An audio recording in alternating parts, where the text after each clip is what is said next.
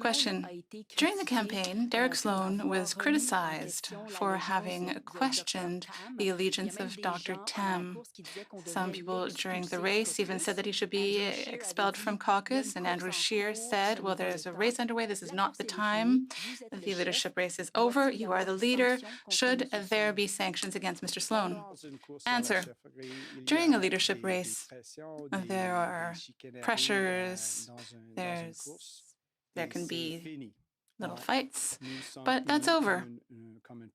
We are united as a party now, and I will speak to Derek and to all of the members during my first meeting with them. In a leadership race, there's always some pressure, there's ideas, there's a contrast of ideas, and that's finished. I received a clear mandate, and I'm very excited to meet with my caucus and talk with all of them about uniting and going forward together. And I'll be doing that in the coming days and weeks. It's Annie Bergeron-Oliver with CTV National News.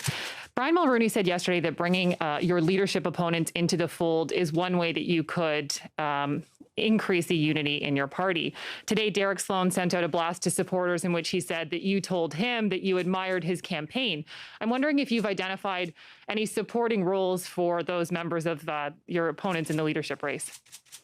I've already reached out to Leslyn Lewis and to Peter MacKay. We'll be having phone calls with them today. When I delivered a speech at 1:30 in the morning. Yesterday ended up being a little occupied and busy, but I have great respect for all my colleagues. Derek and I had some very stark differences. We had some areas of overlap with our concern about the Communist Party of China and some issues. I didn't agree with some of the ways he characterized those concerns. But certainly within a pandemic, within the race we were in, a lot of things are said. We're united now. We're going to talk together as a caucus soon. And as a follow-up, the Conservative Party has for months raised concerns with the way in which the government was handling the COVID-19 crisis and delivering funding to Canadians. I'm wondering now that you have won the leadership, whether you intend on voting against the throne speech, potentially triggering an election, and also what do you intend to do to hold the government to account differently this sitting? Well, look, I asked to pause the leadership race and offered to even sit in a joint cabinet in the middle of a crisis because I always put the country first. I think the Liberal Party was a month and a half slow with the border, slow with PPE, and slow with the wage subsidy and economic responses.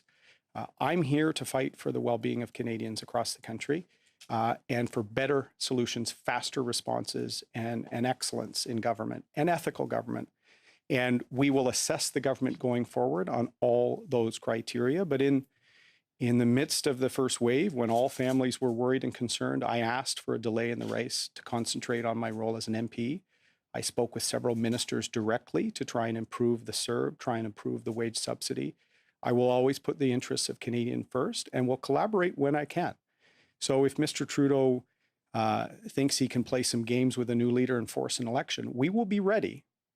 But I will also hold him to account. That's why I mentioned the return to committees once the prorogation is over.